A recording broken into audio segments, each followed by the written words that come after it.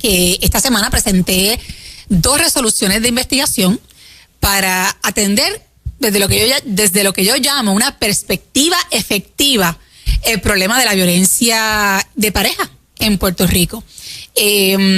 Como ustedes saben, ha habido comentarios de parte de la oposición que han tratado de proyectar que a mí, como funcionaria, como senadora de Proyecto Dignidad, no me interesa atender este tema o sencillamente lo ignoro o no lo reconozco. Y yo creo que nada más lejos de la verdad, eso es totalmente falso. En reiteradas ocasiones he establecido que ciertamente ese es uno de los problemas sobre el tema de la violencia, que en efecto en muchas ocasiones afecta, sobre todo en esta modalidad de pareja, principalmente a las mujeres. Sin embargo, a pesar de que lo reconozco, hay personas que insisten, ¿verdad?, que no. ¿Cuál ha sido mi crítica fundamental? La forma en que ciertos sectores y ciertas facciones políticas quieren atender esta problemática. Y he repetido que entiendo que ciertos enfoques, como es el enfoque de la perspectiva de género, es un enfoque ideológico que no resuelve el problema y que sencillamente, en vez de ser un enfoque positivo que nos permita movernos hacia una resolución, hace todo lo contrario. Deja a la mujer en la misma posición donde se encuentra o incluso hasta en peor posición. Así que esta semana presenté 2 resoluciones de investigación para atender este tema, como dije, desde una perspectiva efectiva. Uno de los asuntos, y esto está sumamente comprobado, que imposibilita en ocasiones o dilata, es decir, atrasa que una mujer salga de una relación tóxica y maltratante, es el no tener a dónde ir. Sí. No tener otro lugar, otra casa donde ir a vivir. Ella, y si tiene hijos, pues ella con sus hijos o él con sus hijos. Porque también en ocasiones sabemos que las víctimas pueden ser hombres. Ahora, enfocado desde el punto de vista de la mujer, como usualmente las víctimas sobrevivientes más habituales, este proyecto esta medida lo que busca investigar es realmente cómo se encuentra ahora mismo el estatus de la accesibilidad a la vivienda temporera de alquiler en Puerto Rico para las víctimas sobrevivientes de violencia de pareja, porque hay diferentes factores y uno de ellos es que sabemos que ahora mismo en Puerto Rico escasean las viviendas de alquiler.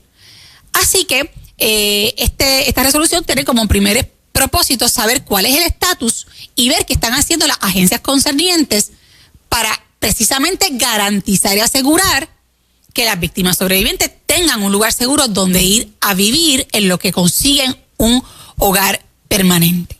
Y yo pienso que esta resolución de investigación es vital porque nos va a permitir trazar una ruta efectiva legislativamente si fuera necesario o desde el Ejecutivo para saber qué hace falta ejecutar.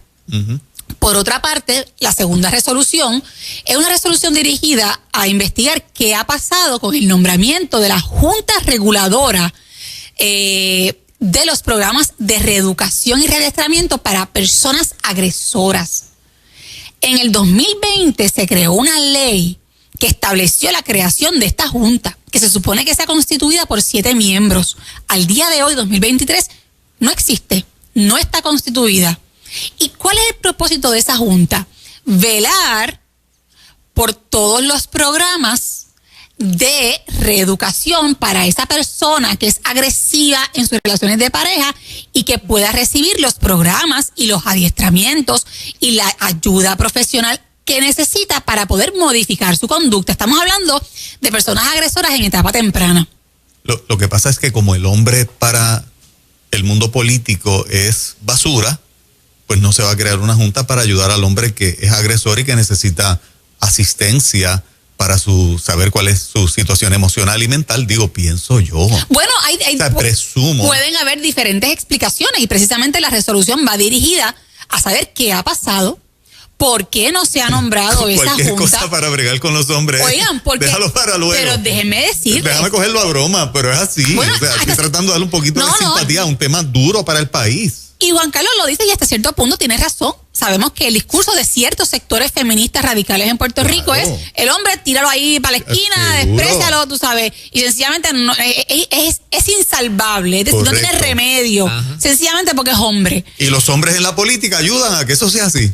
Bueno, interesante. Así que yo lo que estoy planteando es, mire, si nosotros verdaderamente queremos ser efectivos en atender el problema de la violencia de pareja, no solamente tenemos que trabajar con la víctima sobreviviente de forma inmediata para garantizar su seguridad y su vida, sino que además tenemos que trabajar con la persona que sea victimaria, es decir, la persona agresora, para que pueda modificar su conducta. Eso es lo que nosotros en la Fundación llevamos promoviendo 23 años, precisamente lo de los agresores, personas que fueron víctimas en un momento dado y están repitiendo conducta. Levantarlos. Y es fuerte la asignación de fondos, es fuerte que te escuchen, es bien fuerte, pero seguimos dando ahí la lucha por esos hombres. Pues yo me alegro, Moraima, que estés compartiendo tu propia experiencia. Sí. Me gustaría incluso a mí, ahora me pongo yo en el rol de verdad de entrevistar, ¿por qué entiendes que es tan difícil conseguir ese apoyo gubernamental? Porque cuando es evidente que tenemos también que proveerle las herramientas a la persona agresora para que desista de su conducta, para que pueda modificarla y de esa manera cerrar el ciclo de la violencia. Es que es una cosa de sentido común y elemental. Exacto. Tenemos que ayudar a ambas partes. ¿A qué tú crees que responde esa resistencia? Muchas veces ven al hombre como malo, el sinvergüenza, el que mira se las puede resolver como sea. Que se la buscó. Son changuerías, eso se lo buscó por changuería. Y yo pues por una experiencia pude ver que la víctima recibía ayuda, el agresor seguía con la víctima lo denunciaba, recibía toda la ayuda del mundo, retiraba la denuncia y el agresor volvía a casa con la misma mentalidad, porque nunca se le dio ayuda a ese agresor, porque nunca se cortó esa cadena, no facilitamos porque pensamos que se la buscó, que se resuelva como pueda. Pues entonces yo me pregunto, y por eso es la resolución, ¿qué está pasando con esta Junta Reguladora?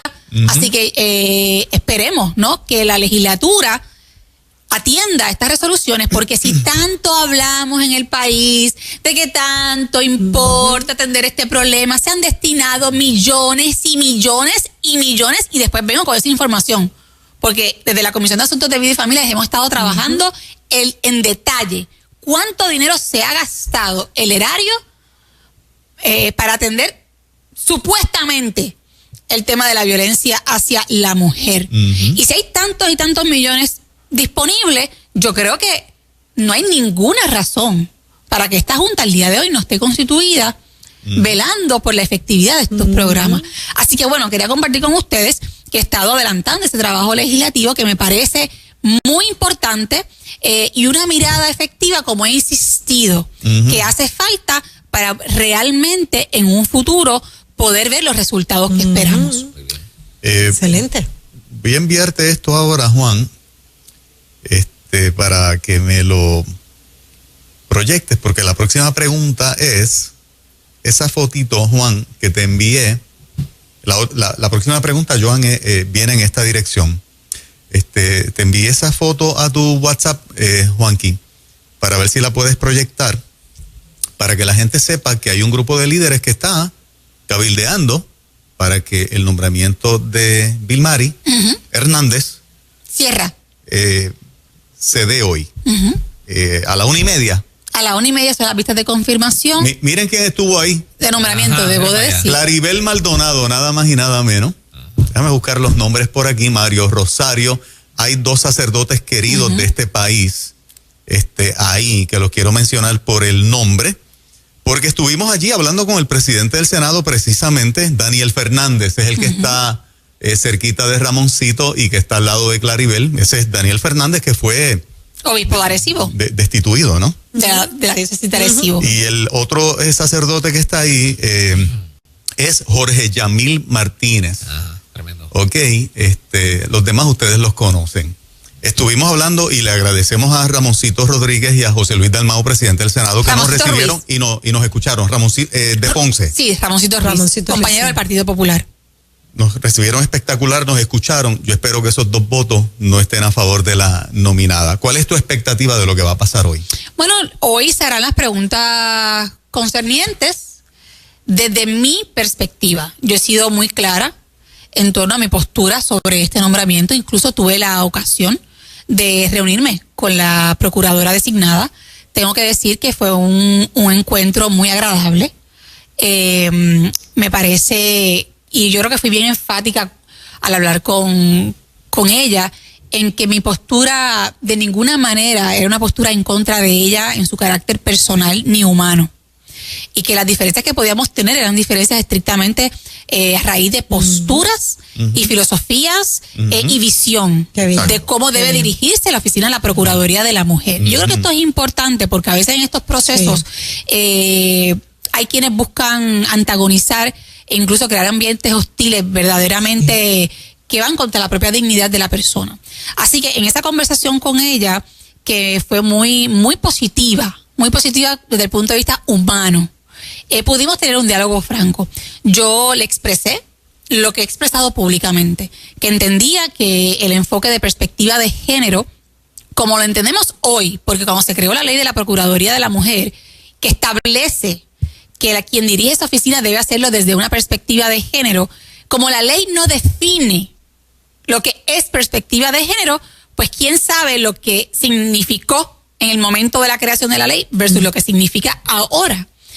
Así que le expliqué, ¿verdad?, las razones por las cuales yo entendía que la perspectiva de género como una visión ideológica no era la adecuada, incluso como era un intento verdaderamente de una muerte de una crónica anunciada, porque ya se sabe que ha sido un fracaso en las demás jurisdicciones en el mundo donde se ha implementado por muchos años. Y hoy lo que yo pienso hacer es hacerle las preguntas que yo entiendo que son pertinentes para que la ciudadanía realmente conozca cómo ella piensa. Porque una cosa es lo que dice el texto de la ley, lo que exige la ley, y otra cosa es cómo piensa la persona, y cómo pensamos cada uno de nosotros es importante para conocer cómo va a dirigir, ¿no?, una oficina que está llamada a velar por la política pública. Así que bueno, no quiero adelantar la línea de preguntas que voy a hacer, porque presumo que van a haber probablemente algunas personas escuchando este programa que quieran adelantarle. Exacto. Tu línea de pensamiento. Mi línea de pensamiento, así que yo tengo apenas 10 minutos para hacer preguntas, tengo que ser breve. Y no haré tantas preguntas, haré las que entiendo que van a ser suficientes para revelar o sacar a la luz aquello que yo he estado denunciando. La prensa esta mañana me comentaron que dicen que tiene los votos para ser confirmada. Eso dice la prensa. Bueno, la prensa... Aunque José Luis ayer nos dijo que no tenía los votos. Yo no sé con quién ha hablado la prensa. Recuérdense que tenemos una prensa totalmente viciada, una prensa activista en Puerto Rico. Yo no puedo ya, yo creo, ni decir la palabra prensa. En todo caso tendría que distinguir algunos periodistas que hacen realmente un trabajo serio de entrevistas y de documentar la información, pero ya hemos llegado a un punto en Puerto Rico en que la prensa o la llamada prensa no es otra cosa que foros de activismo a través de los diferentes medios, y manipula la información para tratar de ejercer presión sobre las decisiones que se toman políticamente en el país.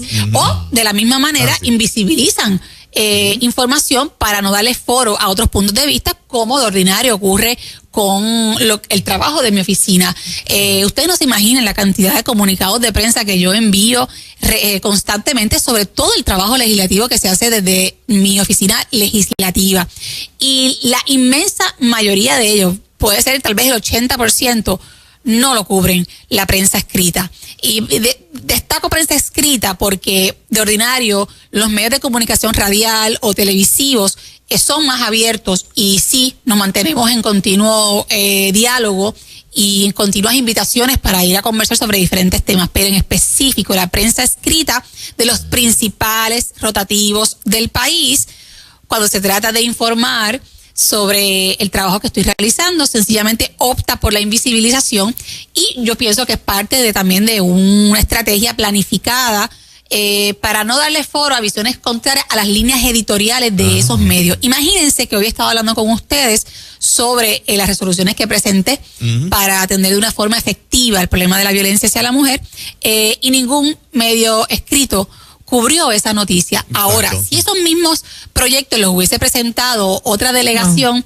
u otros compañeros o compañeras senadoras que estuviesen en la línea editorial de esos medios, yo me pregunto si lo hubiesen cubierto. Yo no tengo duda que sí. Exactamente, yo tampoco, Juan Carlos. Mariana Nogales, Bernaje. Yo tampoco tengo la menor duda. Claro. Así que estas cosas hay que empezarlas a hablar con toda franqueza para seguir develando, sacando a la luz lo que realmente ocurre y cómo se da esta manipulación mediática en nuestro país. Dando un rewind, senadora, pero entonces en aquella conversación que tuvo con la nominada, ella no le reiteró su posición a favor de la ideología de género.